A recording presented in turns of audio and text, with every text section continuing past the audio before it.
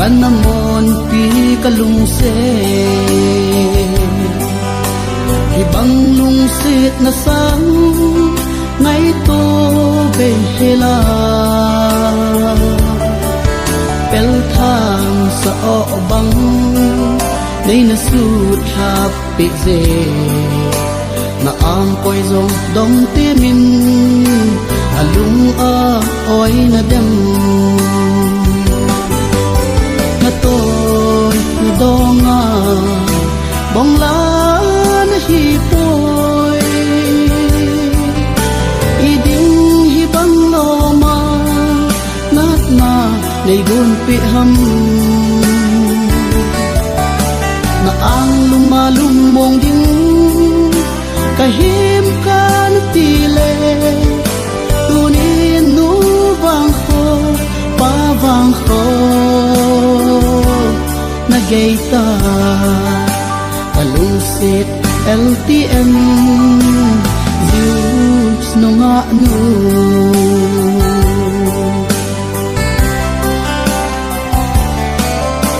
lungsit kusinduy chen hen na sa hello banga hanggang nga chuding nga kigyang nga hita zong le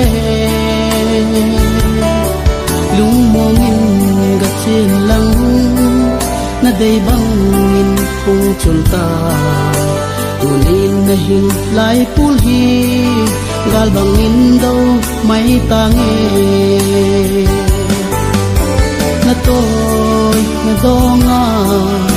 bong la na hipoy iding hibang loma nat na nay gunpi ham na ang lumalumbong ding kahim kan tile tunin nubang ho pavang ho nagaita kalungsit LTM Zeus no nga no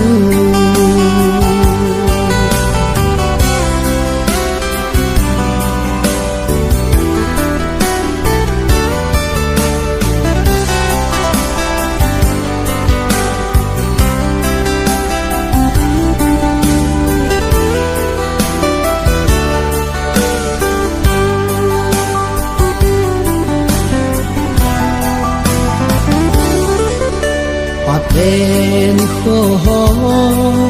kung chalin tin gole pai ngay chen hin ko anaki hel gam tan tin nang zong na lai gilga heno hin ti tan tin jungle itin mel mung tin analam to tang katem na toy na donga bong la na hipoy iding hibang loma nat na nay gunpi ham na ang lumalumbong ding kahim kan tile tunin nubang ho pavang ho